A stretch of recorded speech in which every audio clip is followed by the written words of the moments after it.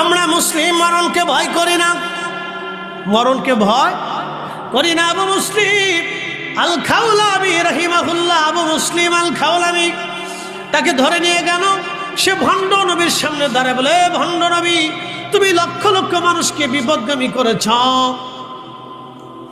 তোমার সাথে আমার চ্যালেঞ্জ, যদি আমার নবী মিথ্যা হয় তাহলে আমার আগুনের মধ্যে ফেলে দাও, আমার নবী যদি মিথ্যা হয় তাহলে আমি আগুনে পড়ে যাব, আর তুমি যদি সত্যবাদী হও, তাহলে তুমি যদি আমার নবী যদি সত্য হয় তাহলে আমি আগুন আমারে পোড়াবে না, আর তুমি যদি সত্যবাদী হও তাহলে আমি আগুন পুড়ে যাবে, আমাকে আগুন পোড়াবে। তুমি ভণ্ড যদি সত্যবাদী হও, আর আমার নবী যদি সত্য হয় তাহলে আগুন আমাকে পোড়াবে না, চ্যালেঞ্জ দাও।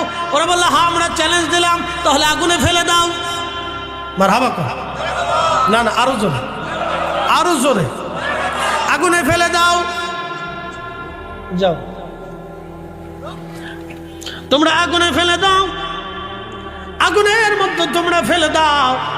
হযরত আবু মুসলিম আল খাওলামি রাহমাতুল্লাহ আলাইহিকে আগুনের মধ্যে তারা ফেলে দিল।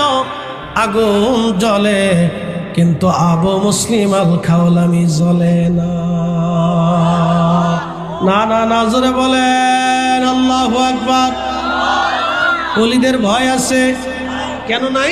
আল্লাহ কোরআনে নিজে বলছেন, আলা ইন্না আউলিয়া আল্লাহি লা খাউফুন আলাইহিম ওয়ালা হুম ইয়াহজানুন।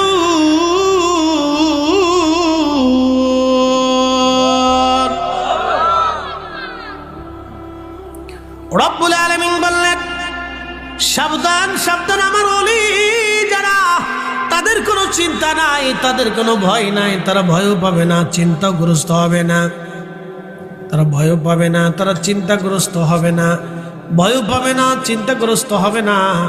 আল্লাহর ওলিরা কোনো কাজে ভয় করতেন না, তারা চিন্তাগ্রস্ত হতেন না। আগামীকাল কি খাবে সে চিন্তাও তাদের মাথায় ছিল না, যার কারণে হাজার হাজার মাইল পথ অতিক্রম করে কালেমার দাওয়াত তারা দিয়ে গেছেন, খাবারের চিন্তা তারা করে নাই। কথা কোন ঠিক কিনা?